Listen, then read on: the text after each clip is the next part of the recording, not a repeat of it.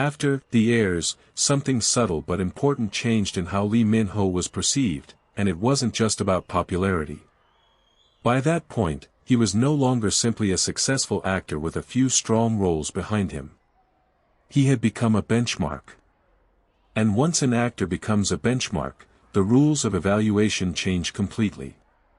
The Heirs did not introduce him to audiences in the way Boys Over Flowers did. Instead, it reinforced and amplified an already existing image. The character he played was not radically different, but that was precisely the point.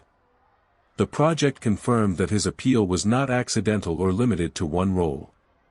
It proved consistency. But consistency creates a different kind of pressure.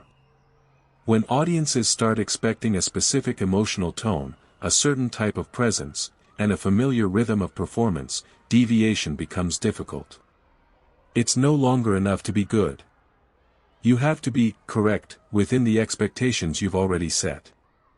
This is where many actors begin to struggle.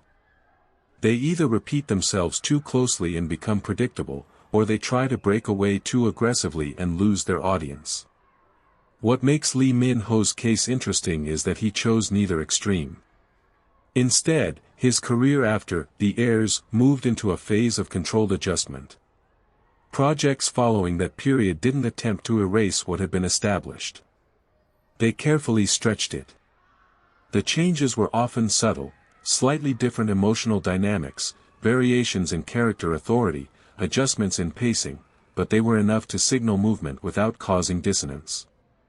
From an industry perspective, this is a high-discipline strategy.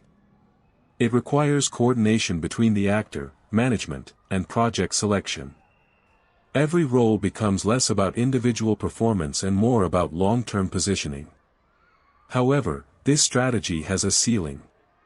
Over time, the audience begins to notice the pattern itself. What once felt stable starts to feel repetitive.